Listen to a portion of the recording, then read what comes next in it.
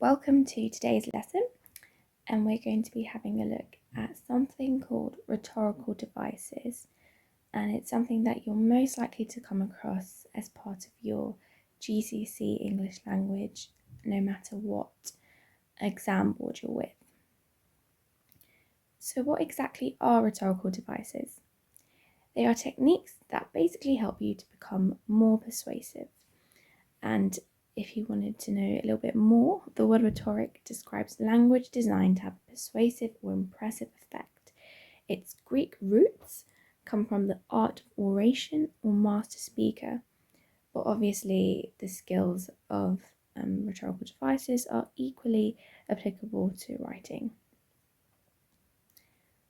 So why bother? Why bother knowing what rhetorical devices are? Why bother using them? So despite being in ancient Greek, the uses of rhetoric are evident today. So for example, when you're writing an essay in political and social debate, when you watch the news, rhetoric is constantly being used. And advertising and promotion, any sort of advert you see will have some form of rhetorical device in it. So no matter what you might think, rhetorical devices are definitely useful to know about. And if that was not enough to convince you guys, you need to know them so that you can be a pro in your exams when it comes to rhetorical writing. So here are some examples of what rhetorical devices you might use to be persuasive. So we've got facts, and I don't know if you know what a fact is, but it's just a piece of information that is proven to be true. And I don't think I need to explain. Later on we'll explain why these work, but hopefully you can start thinking about that as we go along and think about why that's a useful rhetorical device. The next one is statistical data. So they're numbers, figures, and collected scientific information in support of a thesis. We have repetition, so that's when you tend to reiterate a keyword or idea. A rhetorical question is a question that's asked for dramatic effect rather than to elicit a response. It's quite commonly used, which I'm sure you guys are familiar with. Using the imperative, so that's where you command whoever is receiving your message as if there's no other option, if there's no room for maneuver, and that can be really effective. The rule of three, that's used across like the English language, and it just helps your idea and structure flow, and also like put across when you've got three different ideas next to each other in a sentence. The next one is opinions, in particular expert opinions, which is where you share a view or a judgment that's based on someone who, it doesn't matter who they are, but sometimes it's more effective when it's an expert because they usually have a position of knowledge or authority, so the audience is more likely to trust that view. The next one is emotive language, which are words and phrases that tug at the heart or arouse a strong emotional response. The next one is one of my favourites, which is direct address, which is where you make the audience, whether it's just one person or a group of people, feel as if the communication is personalised to them. The next is modal verbs, and they are words that express necessity or possibility. So they're verbs like you should, you would, you could. And the final one is quite niche, it's anecdote. So it's where you include a short story about a real life incident or person, usually to influence people to like see the point that you're trying to make, or sometimes to humour people so that they're more likely to do or buy or whatever it is that you're trying to persuade them to do. It may not be something that you get the chance to include, but it's useful to know that it exists. So as I said, we're now going to talk about why do all of these rhetorical devices work, and it actually goes back to what something called the pillars of persuasion that Aristotle came up, and I just thought it would be useful to have a quick look at the three pillars and see what each of them mean. So we'll start with the one at the top. The one at the top called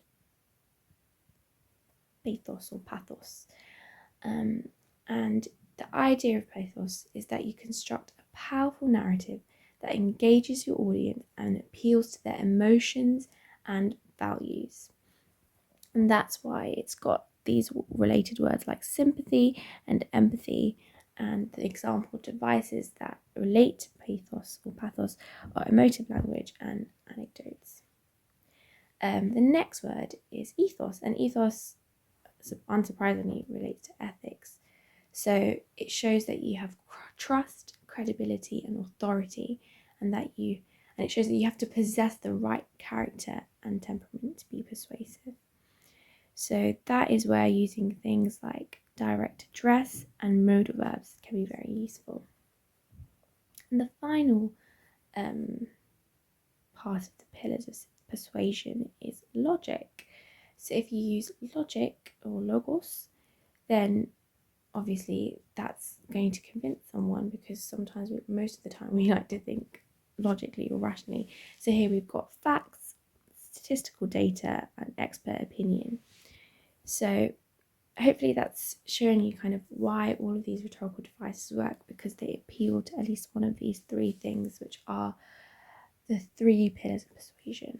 It's not that you have to know about this, but this just shows you why they work. Right, so here is like a little exercise where we're going to identify the type of rhetorical device that's being used.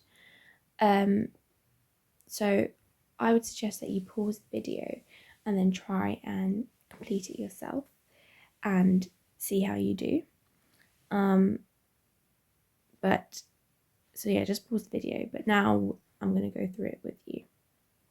So the first one here we've got is because you're worth it. So straight away I see that the use of the word you're makes me feel like I'm being directly addressed, and I'm sure we're all familiar with that slogan. And hopefully you can see how that direct address automatically makes whoever's seeing that advert or reading that feel included and more likely to be persuaded. The next one we have is 75% of customers are happy. So that's quite an easy one. We've got the 75%, so that must mean it's a statistic. And I'm sure you've seen very similar statistics on the TV, and it just automatically gives you that.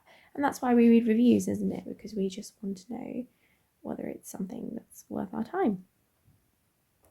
It was a heartbreaking moment. So that is definitely going to be emotive language. Obviously, all of these are quite short, and realistically, rhetorical devices are going to be part of something big. But hopefully, you can kind of broaden your imagination and see if that sentence was used as part of a persuasion technique. Then obviously, that's something that might make an audience feel sad. The next one is: the man has 7 cautions on his police record. So again, you're going to have to broaden your mind and imagine it as part of like a greater piece of writing, but you can probably see it as like an article, and the specific that he has 7 cautions on his police record, it's probably showing like they're not just saying a lot or a few. So that fact is something that could be used to persuade someone. Perhaps this is something that's being used in court, something like that. The next one is: our park is amazing, wonderful, mind-blowing. And hopefully you can see there, that is the rule of 3. Rule of 3, I think, the more you see it, the more you realise how effective it is. So you're not just stopping at this park is amazing. The fact that you go on to add wonderful and mind-blowing just kind of captures the attention of your reader. Next one is: it's fantastic. Even the toilets are fantastic. There you go. So that's repetition, right? So they're repeating the adjective fantastic. So again, it just makes the reader focus on that word, or audience focus on that word, and be more likely to go to wherever the space is where the toilets are fantastic. Yeah, and the final one, there wasn't much guessing needed, where it says one customer commented, "It's great value for money." So this is opinion slash expert opinion. And again, this is kind of links back to what I was saying about reviews. This is why as humans we like to see reviews for something, because we want to know what other people think before we do something. And that's why that works as a rhetorical device. So I hope that today, through this presentation, that you've seen the different types of rhetorical devices you can use in your writing, whether it's a letter or speech or an article or an advert or a leaflet or anything that you're doing as part of your GCSE language. Hopefully this has shown you some examples that you can use. Yeah, please let us know if there's anything else that you want us to go through. As a final little exercise, if you'd like, you can pause the video, have a look at these 4 things and try and do it yourself. Try and come up with some rhetorical devices yourself. So I'm not going to read through all of these, but they're all quite interesting if you ask me. So just pick one maybe and just have a think about what you would do or what you would say, what you would write, and try and use at least 5 of the rhetorical devices that we've talked about today and see how you get on. Alright, thank you for watching.